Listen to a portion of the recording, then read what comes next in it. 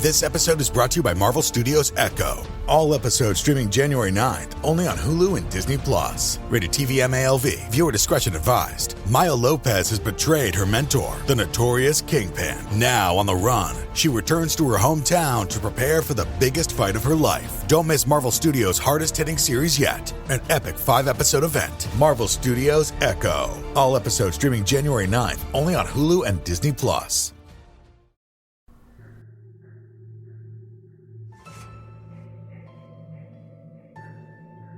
Hello, and welcome to Scare You to Sleep. I'm your host, Shelby Scott. In the spirit of horror escapism, I wanted to start this week by transporting us to one of the most beloved times of the year, and that's Halloween. You may be able to hear the crows outside my window, cawing in, I hope, jubilation for this incredible story. So, this first story is by Reddit user YoBro1001, and it's called Why I Don't Carve Pumpkins for Halloween Anymore.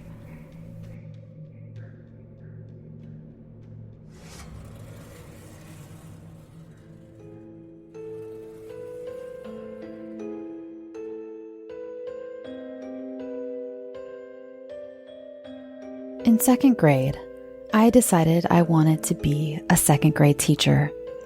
Not first grade, not third, second. At the time, wanting to teach that grade wasn't weird, but as the years went on, as I finished elementary school, then middle, then high, it really is pretty odd I always knew I'd teach second grade. This odd, specific occupational requirement never left, even when I actually did get through college and become a teacher. So that's where I am today, a 28-year-old single woman and a second grade teacher for 4 years now. Or, I was. That's the problem. I was fired 2 months ago. The cute little school I've worked at for forever doesn't offer tenure, and I sincerely messed up. A mistake big enough to be fired immediately. The headmaster, that's what they call the principal at my charter school, told me himself he doesn't blame me, but with the angry parents, news coverage, and investigations, it really didn't look good for the school to keep me. That's okay. I feel terrible for letting the kids see what they did. That's for later, though. It wouldn't make any sense yet. Let's start with Halloween.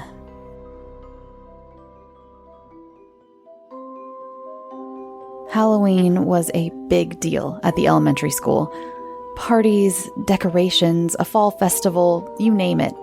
Not a single wall of the school doesn't have some paper cutout of a witch or string of candy covering it. And for the 2 weeks leading up to Halloween, the teachers take turns selling apple cider after school to all the kids and parents picking them up. I was never honestly a very big Halloween person before teaching, but it really was fun. The school even gave each class a budget for Halloween parties. All I had to plan was 4 hours of party time. Fun, though admittedly not as easy as you'd think. Finding different activities to keep second graders busy without being too boring or too wild isn't simple. Yeah, I could have just put on a movie and let them play their own games the whole day, but I wanted to do something memorable, something fun. I came up with pumpkin carving. Yeah, I know. Carving pumpkins isn't the most original idea. Literally everybody already carves one for Halloween. But when I asked the class, most kids said their parents didn't let them help carve the pumpkin. Just draw the face or clean out the guts. No actual carving. And they all seemed pretty excited when I told them they'd get to do it on Tuesday, Halloween.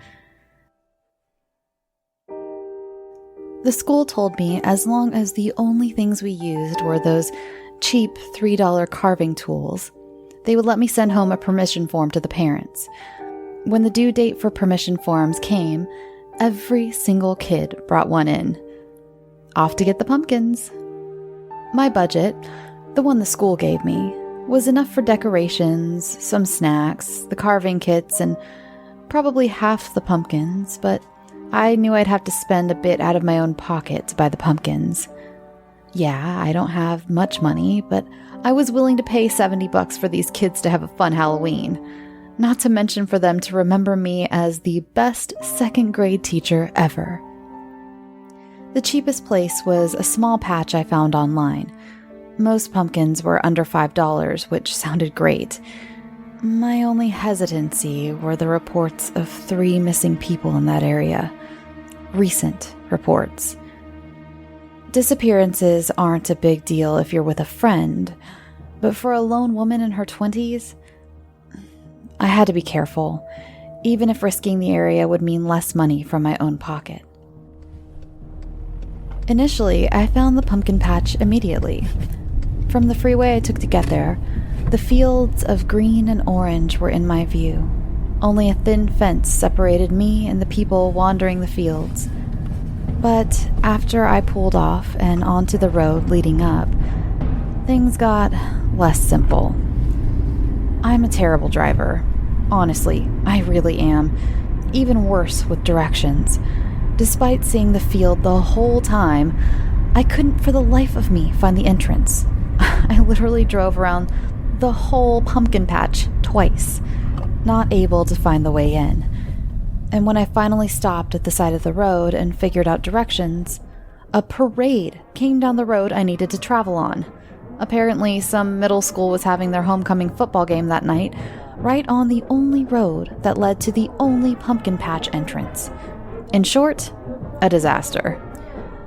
I was exhausted. It was getting late. The place was closing in less than 30 minutes, and I could do nothing but sit and watch a flock of 7th grade cheerleaders flounce by. Looking down the street, there was still at least half a mile of parade floats and kids in costumes. Oh, and Halloween was the next day. "Freak this," I whispered.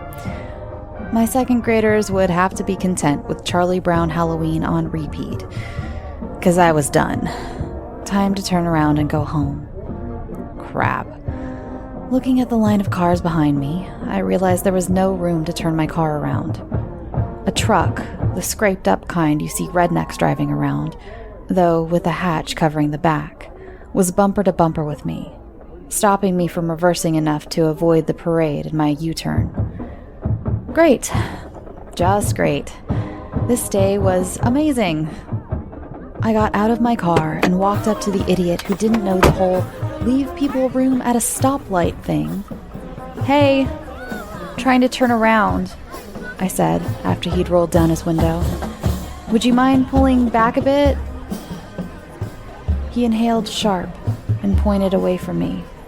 Then the man, the one wearing a cliché cowboy hat, turned and smiled. Not a polite smile. There was no goodwill, friendly neighbor attitude in his face. It wasn't even angry.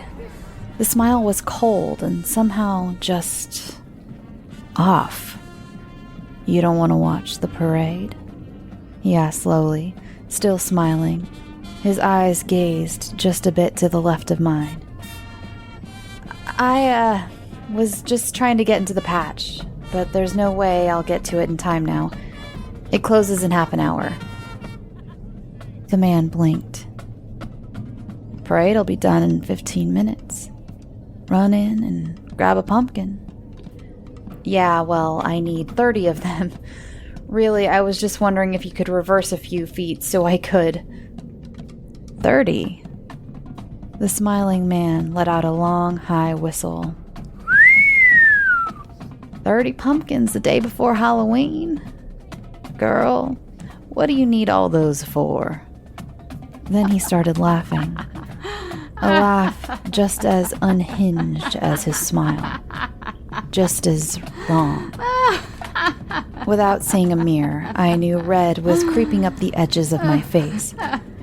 It really was ridiculous I'd waited this long. I know, I think I stuttered. It was just for my class. I'm a teacher and my second graders. Why are you laughing so much? Not to be rude, but I'm not in a great mood as it is. Girl, I ain't laughing at you. I'm laughing at the odds. The odds? The odds that a pretty young thing like yourself would be looking for 30 pumpkins the same night I happen to be getting rid of 3 dozen. My head cocked. The flush creeping into my face abated. What? He pushed his car door open and jumped out, laughing his head off still. It was then I knew for a fact, even if this man could drive a car, even if he could hold a conversation, something in his head was distinctly not right. Some condition, something. It didn't stop me from following him around the back of his car and watching as he popped the trunk. The hatch had obscured the insides before, but now they were fully visible, revealing dozens of small, round, orange gourds. Pumpkins, just like he'd said. He picked one up without saying anything and walked to my car. This was too weird. Wait! I called out and raced after him. You're just giving these to me? Yep. Now, pop open your trunk. We only got a few minutes to load all these before the parade is over. For, honestly, at least 10 seconds, I just stood, flustered, unsure how to react to this bizarre turn of events. Then I started loading. Who cared if this man was odd, if it got my second graders a great Halloween party, if he was going to throw them away anyways? None of the things were big, each smaller than a soccer ball, but they were perfect for kids. The only odd thing was, as I carried them, was the tops. The pumpkins weighed about as heavy as they should be without being cleaned out, but the top incision, the one around the stem that let you pull the top off like a lid, was done. On all of them. Are the insides clean? I shouted as he loaded the final pumpkin into my noticeably sunken down van. In the distance, the final parade float was nearing. He shook his head. The guts are inside. Somehow, randomly, I had ended up with 36 perfect-sized pumpkins with the tops already cut out and no charge at all for it. This was amazing. Thank you so much, I told the man. He winked and his smile grew wider, eerily wide. No, thank you. By the way, why were you throwing them away? Though his eyes had never fully made contact, this time he really was looking at something behind me. Parade's over. We should get back in our cars. He was right. I slammed my trunk closed, got into my car, and turned right. He turned left. And that was it. The end of my interaction with the strange, off man. The next day, as my kids began pouring into my classroom, I could tell they were excited. The way they smiled at one another, wiggled in their seats, and slung their backpacks to the floor was all more exuberant than normal. I couldn't blame them. I was the same. Everybody ready? I called out, and was met with a chorus of chaotic, "Yes, yes, yes!" We laid out black trash bags over the tables and cut holes in the top and sides of them for us to get into, handmade aprons. Each kid stood obediently in front of their pumpkin with a spoon in hand, ones I had told them to bring. They were ready to scoop out the innards. Okay, I finally said. Let's start. For 1 minute, one blissful minute, I was proud of myself. Look at me, organizing all of this and making my kids happy. I was a great teacher. Nothing could go wrong. Then came the red. Realizing the truth was the oddest part. It didn't happen suddenly. It hardly even happened at all. Really, it was just confusing. Why were the kids suddenly screaming? Why were multiples of them puking all over the carpet? What was going on? And why was there red? Dazed, I forced myself to the nearest pumpkin and stared inside. No, no, no. Inside the orange pumpkin, where a mass of string, seeds, and pumpkin guts should have been, was something very, very different. A heart. A human one. Covered in intestines and blood. Each pumpkin was the same. The smiling man had told me the truth. Guts are still inside. When the police came, they matched the DNA to the 3 people who had gone missing in the pumpkin patch area. I was fired the next day.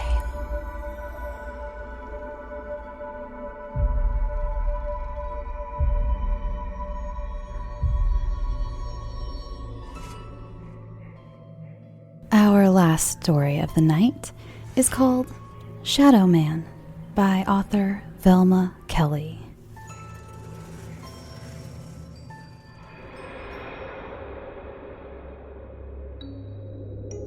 Growing up, I was the only daughter to my single mother until I was 7 years old. At 7, I was granted a wish I wanted dearly in the form of my darling little sister. Jenna was the blessing of all blessings. She helped make Mom and I into a real family, and we were better for it. But even with a little angel in the house, things weren't always merry and bright. As a child, I spent much of my time home alone. This was more than acceptable growing up in the mid-90s, as most crimes occurred in quote-unquote bad neighborhoods. As an 8-year-old, I would regularly walk home alone, often distractedly, looking at all the little worlds I saw around me. I had a wild imagination. There was one house in the neighborhood that seemed different from the rest, and I always imagined it to be some kind of haunted mansion because I had never seen anyone going in or coming out. The large yard had full, towering trees, with a house tucked away behind them. The pathway leading up to the front porch was lined with overgrown bushes and wildflowers, giving it a secret garden type of look. One Halloween, while trick-or-treating, I overheard some kids say our school's old librarian lived there, and thought that was odd because our librarian didn't seem very old to me. I later found out it was a librarian who had previously retired from the school. After hearing this, I immediately imagined that the house held a library similar to the one in Beauty and the Beast. I loved reading, and this made my heart flutter every time I passed the mysterious home. When I was about 10, while walking home, I passed the house I had come to call Bell Mansion, and noticed something peculiar through the second-floor window. I saw a figure staring down at me from behind the curtain. I say figure because I couldn't really tell if it was a man or a woman. I knew it was an adult, however, because the figure was taller than the window and appeared to be stooping down to look at where I had stopped. Now, I was a child who spent a lot of time by myself, but as a veteran latchkey kid, what I was seeing raised major red flags. I swiftly walked out of view of the home and, after making it to the next street, ran all the way home. That night, after dinner, I told my mom about it. My mom worked in the mortgage industry, and it was a lucrative career, affording her the ability to financially care for my sister and I without much struggle. But my mom did not always live in a safe neighborhood, and because of this, she immediately began questioning me about my experience when walking home. Who was it? What did you do? Where is the house? I have a couple of questions to ask." I told my mom that the person hadn't really done anything and that they could have just been looking at something else around me. I told her that although it was strange, I would just walk across the street when passing the house. My mom seemed unsure, but I felt she had enough to worry about between work and my sister, so I reassured her it was nothing to freak over. Later that night, while lying in bed, I wondered who the person was in the window. Even though I had told my mom it was nothing to worry about, the experience still left me uneasy. It wasn't even the fact that they were looking out the window, but the way this person was positioned made it seem like they wanted to be hidden, and that didn't sit well with me. Nevertheless, I began to read my book and eventually fell into a deep sleep. While asleep, I suddenly felt a rush of cold air blow over my face and sat straight up. Looking over, I saw my fan moving from side to side and laid back with a sigh of relief. But then I heard something. It was a light sound, like water dripping, but there wasn't a faucet remotely close to my bedroom. I strained to hear where the sound came from and realized it was whispering. I looked at my clock and saw that it was 3 a.m. Why would Mom or Jenna be up right now? Maybe Jen was sick? With this thought, I got out of bed, putting my feet into slippers. I don't like to shut the door when sleeping, so I walked straight through my doorway, but immediately stopped.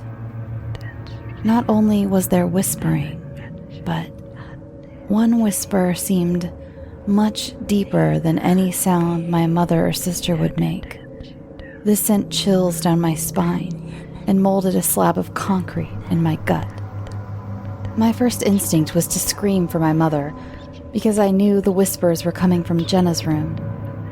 But then I thought, what if they try to run away with her? My mom's room was on the other side of the house, with my sister's room directly in between us, and I couldn't risk the intruder harming my sister while I called for help. I would have to sneak up to them, and I would have to do it alone. I quietly returned to my room, slipping off the slippers and grabbing my softball bat. Slowly, I padded back to my sister's room where her door was cracked just enough to see through. I peered in and began scanning the room. Within seconds, I saw the source of the whispers. On the bed, standing on her tippy toes, was my 4-year-old sister with her head out the window, and appeared to be talking to someone on the side of our house. Fear was replaced with rage, and I burst into the room. Running up to the window, I looked out and saw nothing. No one was there. I whisper-yelled at Jenna, asking her who was outside her window and why she was talking to them.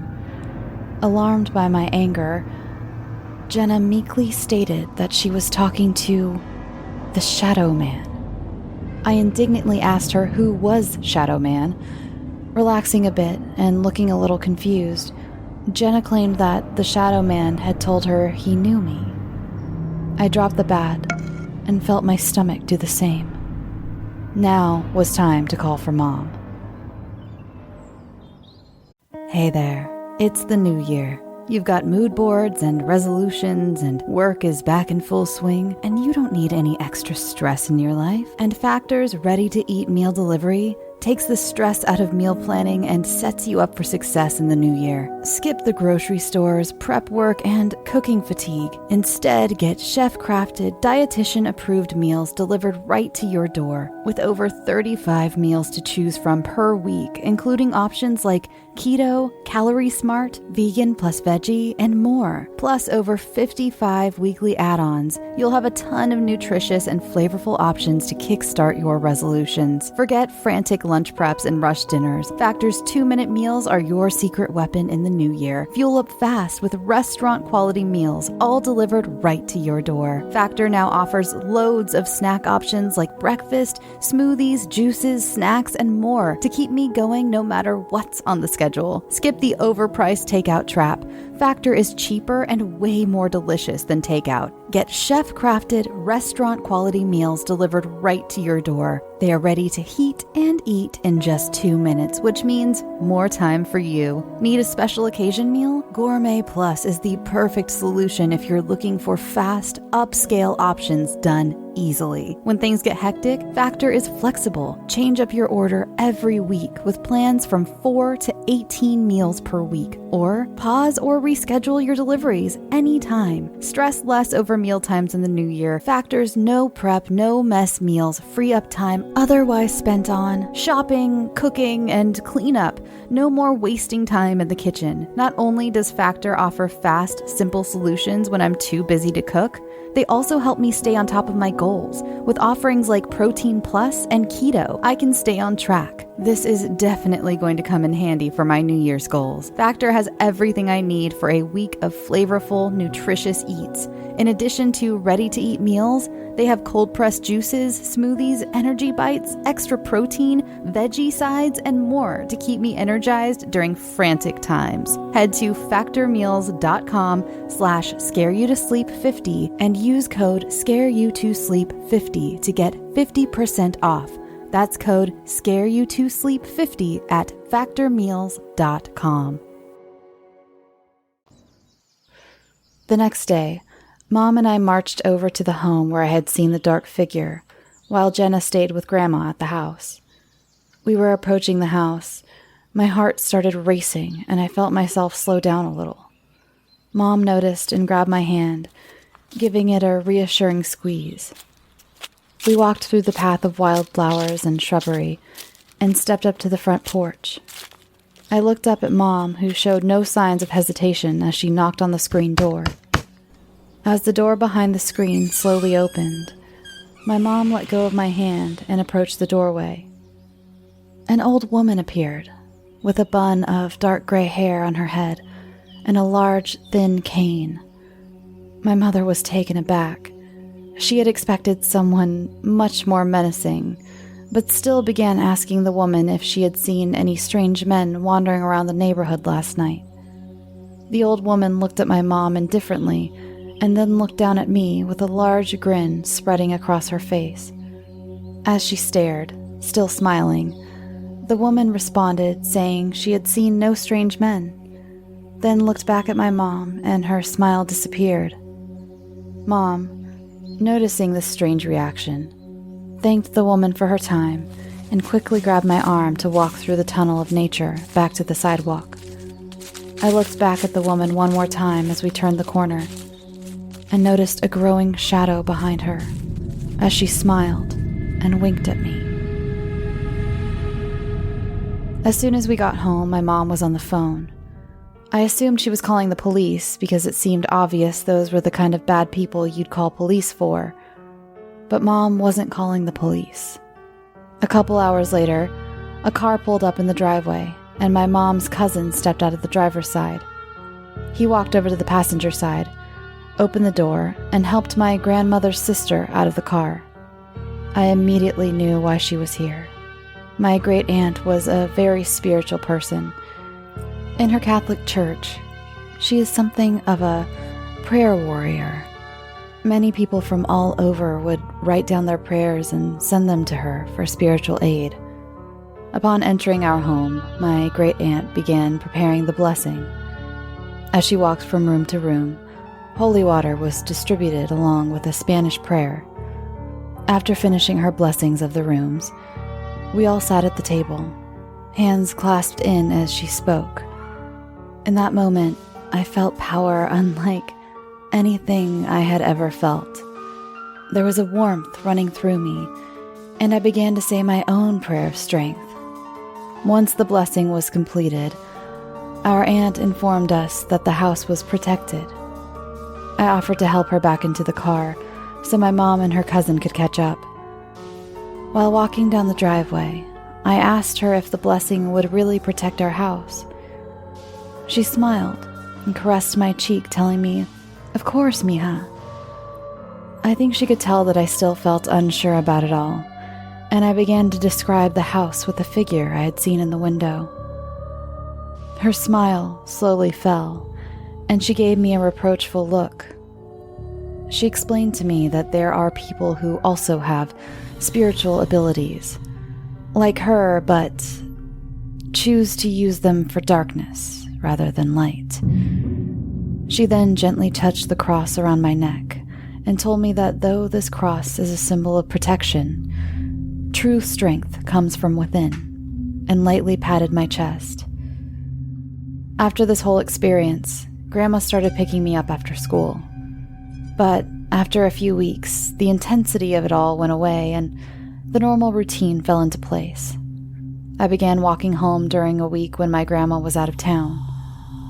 Walking home didn't bother me, but I did feel uneasy whenever passing the old house. While walking home one day, I avoided looking in the direction of the house as usual. Suddenly, I felt butterflies in my stomach. I don't know where this feeling came from, but it caused me to look up at the second floor window, just as I had only weeks before. To my horror, in the window was Jenna. She was staring down at me from above, but made no move to motion towards me. I rubbed my eyes and looked again, but she was gone. I began to panic and thought, how could she have been taken? She should be at daycare. I wanted to run home and call my mom, but again, I felt that with all the time it would take to do that, Jenna could be harmed. I made the decision that I would not leave her alone in that house. Approaching the side of the house from the sidewalk, I looked for a discreet way to get into the backyard. I noticed a section of the fence where overgrown trees had pushed into the fence, creating a gap I could squeeze through. The backyard was an even bigger, overgrown mess than the front. Contemplating how to get inside the house, I noticed a trellis wrapped in vines leading up to a small window. Feeling this was the best way I could get in unnoticed, I went along the fence to the wall with the trellis and began climbing. I was pretty scared of heights, but had experience climbing trees with my cousins during the summer. I was feeling more confident with each step when something grabbed my foot, causing me to lose my grip, and I fell back to the ground, immediately blacking out. I began to wake and felt a shot of pain throughout my body. My back felt like I had been hit with a bat, and as I slowly regained consciousness, I began to notice a burning feeling all over my arms and legs. This woke me instantly, and I realized I was tied to a dining room chair. I looked down at my body and found the source of the stinging. Tiny cuts, dried with blood, covered my arms and legs. I wanted to scream, but had been gagged with a cloth, and my eyes automatically filled with tears. Tears turned into sobbing as I looked around the large, dark room I was trapped in. I heard rattling from the next room, which I presumed to be the kitchen, and out came the old librarian. Her bun was gone, giving way to stringy hair that looked like a ragged mop. Her eyes were wide and her smile even wider. I began to scream through my gag, which she pointedly removed. Sobbing, I begged her to let my little sister go and she could keep me instead. The woman started snickering, which soon turned to maniacal laughter. She told me my little sister wasn't here, and that she had never been here. Through bouts of laughter, she explained that the Shadow Man knows what we truly want most in life. In my case, protecting my sister is most important to me, and the Shadow Man had lured me into the home with a vision of her. I felt so confused. How could I have seen her if she wasn't really here? Then I remembered the conversation with my great aunt and started to put the pieces together. The old woman went back to the other room, talking quickly and not making much sense. At this point, I began testing the strength of the ropes that bound me to the chair. Fortunately for me, the ropes were not so tight, and I was able to wriggle around a bit. Another fortunate fact for me was that I was double-jointed and had no issue with reaching my arm around to find the knot tied behind my back. Deftly, my hand found the knot and I began to feel for a loose spot. Eventually, the knot began to loosen, and in turn, so did the rope. My victory was cut short when I heard the old hag coming back, and I remained still so she would not notice the progress I had made. When she leaned in to grab the cross from my neck, I took my chance. Bracing myself using the chair, I kicked her in the chest with both feet. She fell back with a scream, and I broke from my restraints and ran. I got to the front door and found it to be padlocked. Looking around, I noticed the stairs and remembered the small window I had intended to break in through earlier. Running up the stairs, I heard the woman's frantic footsteps approaching behind me, but I was smaller and faster. When I got to the second floor, I ran to the room at the end of the hall where I thought the window might be, and locked the door shut. Turning around, I was mesmerized by a wall-to-wall library. Even in spite of the ever-approaching danger, I was blown away to see a library like this in real life. I walked over to one of the shelves to look at the books, but I noticed a large book opened on the desk. It was in an image of a small person spread out on a table with blood dripping from their arms and legs. Looking down at my own small cuts, I was snapped back into reality. I looked around, hopeful for a window, but instead saw a phone. I immediately grabbed for it and began to dial 911. Just as I was pressing the last one, the door flew open, and in one swift moment, the old woman yanked the phone and threw it against the bookshelf, effectively destroying it. She dragged me through the hallway and down the stairs with a strength I didn't think was possible in a woman of her age. But instead of heading back to the area she had previously held me, I was taken through a door adjacent from the front and down some stairs into what looked like a basement. In the basement, it was dark and smelled the way our car had smelled when there was a dead mouse stuck in the engine. As we got to the center of the basement, I immediately saw a large, surgical-looking table, fastened with 4 buckle straps at each end. I tried fighting as she strapped me in, but her strength was unreal. After I was secured to the table, she lit red candles and began reciting out of a large book in a language I didn't understand. I was terrified. I had never felt so much dread and started to pass out from the shock. The old woman approached me with a small knife, and I noticed a growing, all-consuming shadow rising behind her. Praying for protection and thinking back to the blessing of our home, I started to feel the same surge of warmth as before. In that moment, a hard thump was heard from upstairs, distracting both of us. A couple more bangs gave way to a pop, similar to a firework. I heard the door fly open, and I began screaming, to which the old lady responded by cutting my cheek and kissing before she ran upstairs. A chorus of banshee screams, along with rapid footsteps, was heard on the floor above me, before one last pop erupted. The last thing I remember before drifting out of consciousness was the face of my mother and the touch of her hands. Waking up, the smell of dank, sticky air was replaced with something sterile and dry. I opened my eyes to the sight of my mother. This time she was slumped in a chair next to my hospital bed, asleep. I glanced at the bandages wrapped around my arms and felt the ones around my legs. Stirring a little, I tried to stretch my sore limbs, which woke my mother. She opened her eyes and gave me her biggest smile. Coming over to sit with me, she gave me a long hug. I looked up at her with tears in my eyes and started to explain why I had gone into that house, but she calmly stopped me with a look of admiration and kissed me on the forehead.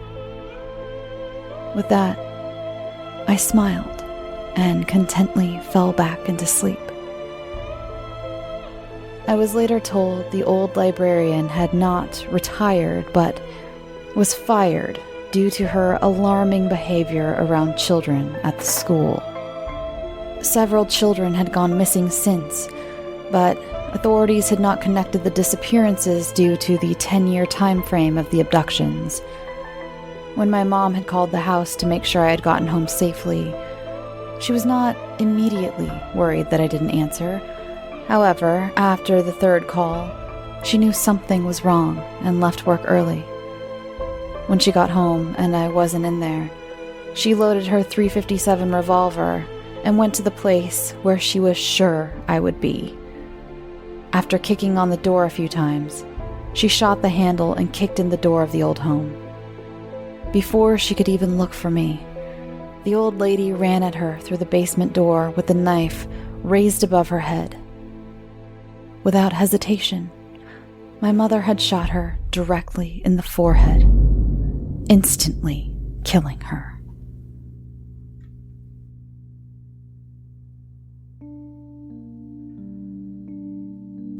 Thanks for listening. I wanted to give a quick giant thank you to Brittany Bond for the very sweet letter she sent me. It's always such a nice surprise to find something waiting from one of you in my P.O. box. There's just something so fun and special about getting real life letters, isn't there? I also wanted to thank all of you who have sent me such kind and supportive messages over the past few weeks. They have truly kept me going through these trying times. I am not trying to bring down the room, but those of you who follow me and the show on Twitter know what I'm referring to. Let's get on to Patreon shoutouts. Again, your support through Patreon has truly been keeping the show afloat. As you may have noticed, and I believe I mentioned last week, I haven't had a single ad in June. That's the first time I've ever gone a whole month without ads since the show was first monetized. I know it's great for all of you. I've genuinely been kind of stoked that you guys all got like a whole month of ad-free stuff. I know, like I said, I had some promos in there, but I don't consider those ads. I've always found all of my new podcasts through promos on other podcasts I enjoy, so I personally like promos, but I don't know. Fear not, though. We will hang in there. If you can't contribute to the Patreon, seriously, no worries. I don't ever want to be one of those hosts who is just constantly like shoving Patreon down your throat and merch to the point where it feels like all I care about is whether you pay me to do this or not. I like getting paid to do this. It gives me more time to put the effort into it. But if I ever come off like that, I'm not going to even get into naming names or certainly not going to allude to anyone. But I'm sure you've all had those podcasts you've listened to where it's a little bit of a turnoff. I've been through some really tough times. I've personally stopped listening to a couple podcasts, not recently, but years ago, when I was going through some really hard financial times, just like broke as a joke. And there were just a few that it was just like constant, just Patreon this and Patreon that. So I really try to keep it at the end of the show. Every once in a while, I'll mention it in the beginning if there's something new that I think that you might enjoy, or for new listeners who don't necessarily, I know a lot of people don't necessarily listen to these last little bits of the show, or you're asleep. And if you are, then I'm speaking to you in your dreams. But anyway, I really don't ever want to become like that. It's great to get paid to do what I do. That's what the ads are for. And like I said, without ads, Patreon has really, really been a blessing, and I thank you all. But again, if I ever start getting a little too, I don't know, money grubby, I don't know. I feel bad too, because some people, this is a lot of people's livelihood. It's mine right now. It's been for the past few months. So it's hard not to get a little bit like, hey, so contribute, especially since we as podcasters put so much time and effort into our episodes. But anyway, I digress. I have a script in front of me. You all know I try to stay on script, and if I don't, then I just ramble. I have a script in front of me, and I just went off it, and I rambled. So let me find my place where I'm probably going to repeat something that I already said. My apologies. I've had times in my life where I didn't have a spare dime for food, much less a spare dollar to give to some random podcaster. So yeah, I kind of already covered that in a less concise way. I don't know why I didn't just read this. I said exactly what I had already said, but less ridiculous. Honestly, it is just watching the numbers and seeing you all show up week to week to week. It really makes it all worth it. It really does. But speaking of Patreon, let's give a big warm welcome and send some love and light to Oscar Lowe, Angie Dombrovsky, Caitlin Gallagher, Valerie Diaz, Aubriana Wilkinson, Autumn Barker, Tyler Griffiths, Diane Durbin, Stephanie Roach, and Emil Brandon. Sorry. I was on a roll. I'm sorry, Emil Brandon, not Brendan. Thank you all so much. I hope you can feel the big, warm embrace I'm sending you over the airwaves. Remember, for show updates and just to be a part of this teeny little community we have going on, you can follow the show on Instagram, Twitter, Tumblr, Facebook, and Reddit. Oh, and just real quick, I seem to have almost enough entries saved up for another True Stories episode as well as a brevity episode. Basically, for both of those, I every once in a while still get submissions for them, but I just tuck them away into a folder until I have enough to fill up one whole episode, because both of those tend to be, brevity, that's obvious, they're really short stories, so you need more than 2 or 3 to fill up an episode, and the True Stories happen to be really short too, so I just have those tucked away in a folder.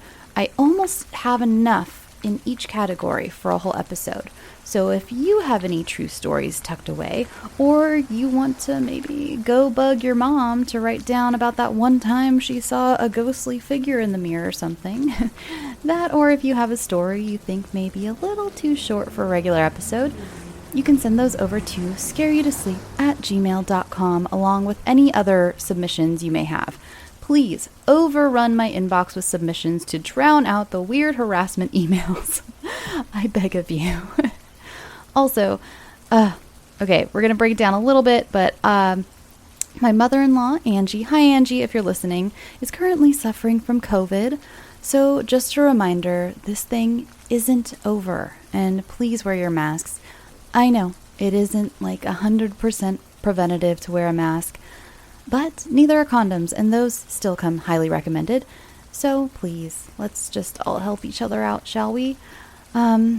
My listeners out there still protesting and fighting the good fight for Black Lives Matter, please be careful. I just want you all to stay healthy. I genuinely love each and every one of you. I'm not telling you to stop. Don't stop. Just be careful and wear your masks and be healthy and bring hand sanitizer and water. Drink water.